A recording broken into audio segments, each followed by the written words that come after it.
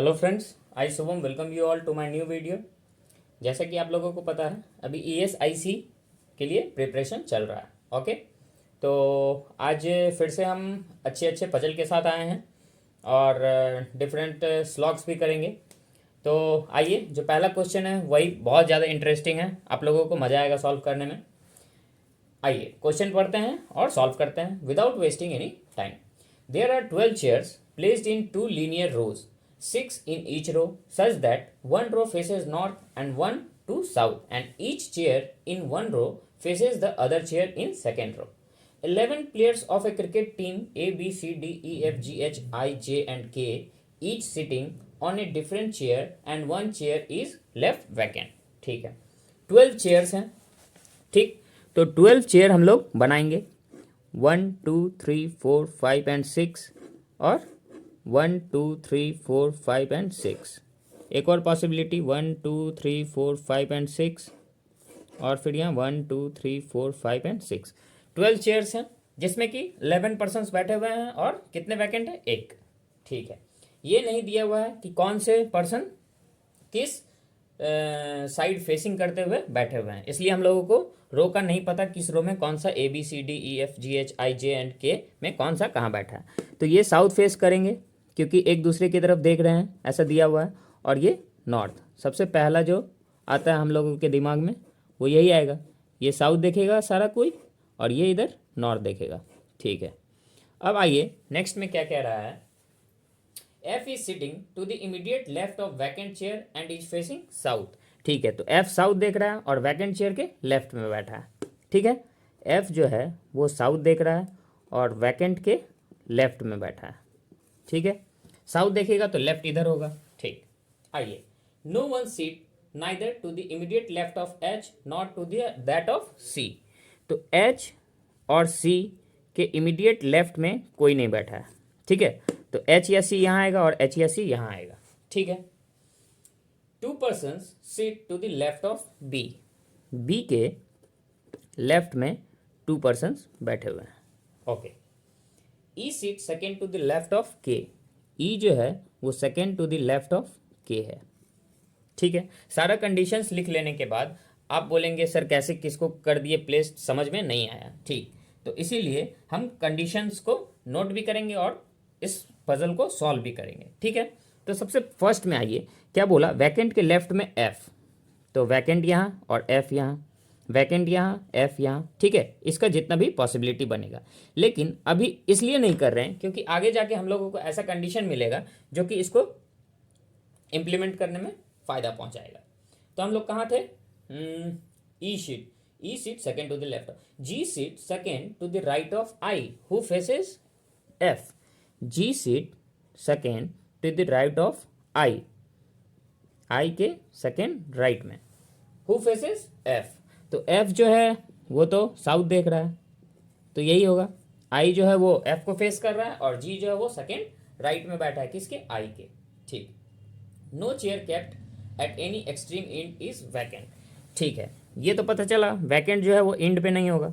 तो वैकेंट अगर यहाँ लेते हैं और वैकेंट के लेफ्ट में F, फिर वैकेंट यहाँ लेंगे और वैकेंट के लेफ्ट में F, और F को जो फेस कर रहा है उसके वन राइट में G है। तो अब यहाँ वैकेंट और F आ सकता है। अगर वैकेंट और F आ जाएगा और F के सामने I बिठा देंगे तो I और 1 पर्सन G नहीं हो सकता है। तो ये दो पॉसिबिलिटी है अपने पास, और जितना भी कंडीशंस अभी तक मिला है उसको हम लोग रख लेते हैं। ये F को I फेस कर रहा है और I के सेकेंड राइट में G है। F को I फेस कर रहा है और I के सेकेंड राइट में कौन है? G। ठीक है, उसके बाद H और C भी प्लेस हो सकता है। H और C के लेफ्ट में कोई नहीं है और H और C के लेफ्ट में कोई नहीं है, तो H या C यहाँ और H और C यहाँ, क्योंकि बोला गया था कि H और C के इमीडिएट लेफ्ट में कोई नहीं बैठा है। तो लेफ्ट में कोई नहीं बैठा है, इसका मतलब H और C जो है वो एंड पे आएगा। ठीक है, उसके बाद क्या कह रहा है? C and J sit in the same row. C and J, तो C plus J same row. ठीक है, थोड़ा राइटिंग खराब है, आप लोग इसको बियर आउट कीजिएगा। ठीक है, आइए नेक्स्ट में क्या है। D doesn't sit at any extreme and. तो डी जो है वो एंड पे नहीं है बैठा हुआ, ठीक है। H sits in the same row in which a chair is vacant and H is facing K. तो इसमें एच बैठेगा तो एच इज फेसिंग के, ठीक है। तो यहाँ पे कौन आ जाएगा, सी। तो ये कट जाएगा एच, ठीक है। और एच यहाँ आ जाएगा तो ये सी कट जाएगा और यहाँ सी कट गया, ठीक है। ओके, ये समझ में आ गया, ठीक है। और एच जो है वो के को फेस कर रहा है तो ये वाला पॉसिबिलिटी हम लोगों का कैंसिल हो गया। और के वन लेफ्ट में कौन है, ई है, तो यहाँ ई आ जाएगा, ठीक। और सी प्लस जे बोला है सेम रो, तो सी यहाँ है तो एक ही प्लेस खाली है तो जे यहाँ आ जाएगा। देखिए कैसे कैसे अपने आप मिलता जा रहा है, ठीक है। कंडीशन लिखते जा रहे हैं और मिलता जा रहा है, ठीक है। और बी के सेकंड लेफ्ट में, अच्छा, बी के लेफ्ट में 2 पर्सन्स बैठे हुए थे तो बी यहाँ आ जाएगा। बी के लेफ्ट में 2 पर्सन्स, तो ये भी हो गया हम लोगों का, ये भी हो गया और ये भी हो गया। बचा कौन, डी इंड पे नहीं बैठा है तो ये प्लेस खाली है और ये प्लेस खाली है। डी इंड पे नहीं बैठा है तो डी यहाँ बैठेगा, ओके। और जो बच गया वो यहाँ बैठेगा और अपना क्वेश्चन सॉल्व हो गया। तो कौन बच गया, ए। तो ए यहाँ and this is your solution, okay. तो इसी तरीके से आप लोगों को सॉल्व करना है किसी भी पजल को, कितना भी कॉम्प्लिकेटेड पजल रहे, मज़ा आएगा सॉल्व करने में, ठीक है। एक बार आंसर से मिला लेते हैं। A vacant, F B D H, F B D H, ठीक है। सी जे आई ई जी के, सी जे आई ई जी के, ओके, ठीक है। तो अब नेक्स्ट क्वेश्चन पे चलते हैं। आप लोगों को अगर अच्छा लगा ये क्वेश्चन तो प्लीज़ इस चैनल को लाइक कीजिए, शेयर कीजिए और सब्सक्राइब कीजिए, ठीक है। तो ही हमको भी मोटिवेशन मिलेगा और भी अच्छे अच्छे क्वेश्चन के साथ आएंगे, ठीक है। तो अब हम लोग आते हैं स्लॉग्स में। तो पहला क्वेश्चन स्लॉग्स का करते हैं। आइए क्वेश्चन पढ़िए क्या कह रहा है। All hoods are boots. तो all hoods are boots, okay. Some hoods are roof, some hoods are roof. तो जिसके बारे में कह रहा है तो उसके तरफ एरो कर देना है। सम हुड्स आर क्या है, रूफ, तो ठीक है। Only a few roof are seat, few roof are seat. तो फ्यू रूफ आर सीट, तो रूफ के बारे में कह रहा था सीट के लिए, ठीक है। आइए अब हम लोग कंक्लूजन पढ़ते हैं। सम बूट्स आर हुड्स, तो सम बूट्स आर हुड्स, तो बूट्स तो हुड्स है, ठीक है। सम बूट्स आर हुड्स, ओके। अब आगे सम रूफ्स आर बूट्स, तो सम रूफ्स आर बूट्स, ये भी सही है, ठीक है। तो क्या हो जाएगा, बोथ आर करेक्ट। समझ में आया आपको। ये जो है जो पहला कंक्लूजन था, some boots are hoods, boots are hoods. तो देखिए यहाँ हुड्स के बारे में बूट्स के लिए कहा गया था लेकिन बूट्स के बारे में हुड्स के लिए नहीं कहा गया था, लेकिन यहाँ हम लोग को दिख रहा है कि some boots are hoods, okay. तो this is true. Now next देखिए अगला क्वेश्चन हम लोग आते हैं।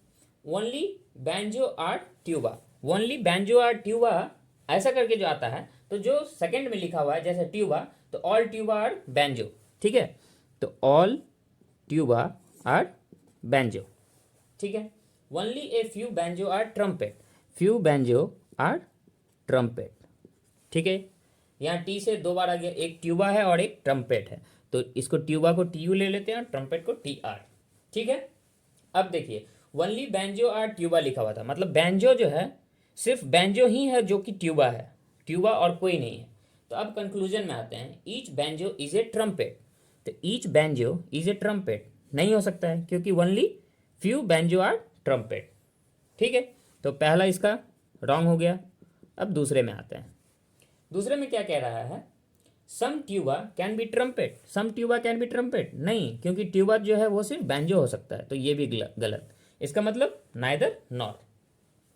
आई होप कि आपको समझ में आ रहा होगा किस तरीके से स्लॉग्स सॉल्व किया जाता है। आइए थर्ड क्वेश्चन में आते हैं।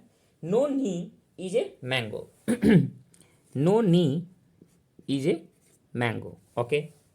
सम मैंगो आर टॉर्चेस, तो सम मैंगो आर टॉर्चेस, ठीक है। एरो देना मत भूलिएगा, इससे आपको पता रहेगा कि मैंगो के बारे में कहा गया था, ठीक है। All torches are roof, all torches are roof. तो इसका पहला कंक्लूजन देखिए क्या है, no torch is a knee, no torch is a knee. कुछ टॉर्च और नी के बारे में नहीं कहा गया, हमको नहीं पता, ठीक है। अब next second, some roof are mango, some roof are mango, yes it is true, only second. ठीक है, तो ये आपको स्लॉग समझ में आ रहा होगा किस तरीके से ये सॉल्व होता है। ठीक है, और एक क्वेश्चन करवा देते हैं, उसके बाद नेक्स्ट पजल या फिर डायरेक्शन का कोई क्वेश्चन कर लेंगे। Some onion are socks, some onion are socks, तो ओनियन के बारे में कहा गया, onion are socks. Some socks are dimes, some socks are dimes, socks के बारे में, डाइम्स के लिए। All dimes are cloud, all dimes are cloud, okay. Now conclusion, some onions are dimes, some onion are dime, कुछ पता है हम लोगों को ओनियन और डाइम्स के बारे में? नहीं। नाउ नेक्स्ट सेकंड में क्या है, some clouds are socks, some clouds are socks, yes ये पोर्शन जो है वो क्लाउड का सॉक्स है, इसका भी हो जाएगा ओनली 2। ठीक है, तो आई होप आपको ये चीज़ समझ में आया होगा। अब हम लोग एक पजल करेंगे जो कि अच्छे लेवल का है, मज़ा आएगा करने में। ठीक है, क्या कह रहा है इस पजल में, 8 friends A, B, C, D, E, F, G and H are living in 8 storage building in which bottommost floor is numbered as 1 and above 2 and so on। ठीक है, तो सबसे पहले हम लोग 8 फ्लोर्स बनाएंगे, 8 7 6 5 4 3 2 एंड 1। ठीक है, ये 8 फ्लोर्स हो गए। थोड़ा लंबा खींच देते हैं ताकि हम लोग पॉसिबिलिटी ले सकें। ठीक है, पॉसिबिलिटी लेने में प्रॉब्लम ना हो। उसके बाद क्या कहता है कि F lives immediately below H, तो F जो है वो इमीडिएटली बिलो है किसके? H के। ठीक है, more than 3 people live between E and H, E and H के बीच में मोर देन 3 मतलब 4 या 4 से प्लस। ठीक है, फिर आगे 4 persons live between D and A who lives in an even numbered floor. ठीक है, तो ए के बारे में क्या कहा गया है कि वो इवन नंबर फ्लोर पे है, और डी और ए के बीच में 4 पर्सन्स हैं, डी 1 2 3 4 ए, और ए जो है वो इवन प्लेस पे है। ठीक है, कुछ नहीं मिलेगा तो ए से हम लोग स्टार्ट कर सकते हैं। ठीक है, आइए आगे पढ़ते हैं। 2 person live between D and G, तो डी और जी के बीच में 2 पर्सन्स। ठीक है, B lives below A, B जो है वो ए के नीचे है, B lives below A. More than 2 persons live between C and D, C और डी के बीच में मोर देन 2 पर्सन्स मतलब 3 एंड प्लस, 3 या 4 या 5 कुछ भी हो सकता है, 2 से ज़्यादा। The number of person live between B and F, तो बी और एफ के बीच में जितने भी पर्सन हैं is 1 more than the number of person live between E and C, E और सी के बीच में बैठने वाले पर्सन से एक पर्सन ज़्यादा है बी और एफ के बीच बैठने वाले आदमी। ठीक है, तो सबसे पहले हम लोग ए से स्टार्ट कर सकते हैं। किसी का प्लेस नहीं दिया हुआ था और कुछ भी ये भी नहीं दिया था कि टॉप में कौन है बॉटम में कौन है, बस जो हम लोगों को मिला वो ए मिला कि ए जो है वो इवन प्लेस पे है। तो ए को हम लोग यहाँ ले सकते हैं, फिर 6 पे ले सकते हैं, फिर 4 पे ले सकते हैं और फिर 2 पे ले सकते हैं। ठीक है, D 4 person A 1 2 3 and 4, D यहाँ 1 2 3 एंड 4, डी यहाँ, इसके साथ डी नहीं आ सकता है, 1 2 3 4 ऊपर नहीं है, खाली नहीं है, 1 2 3 एंड 4 डी यहाँ। ठीक है, चलिए ये हम लोगों के पास 3 पॉसिबिलिटी बना, डी और ए का काम खत्म। सी और डी के बीच में 3 प्लस, तो ये तो अभी लेंगे नहीं।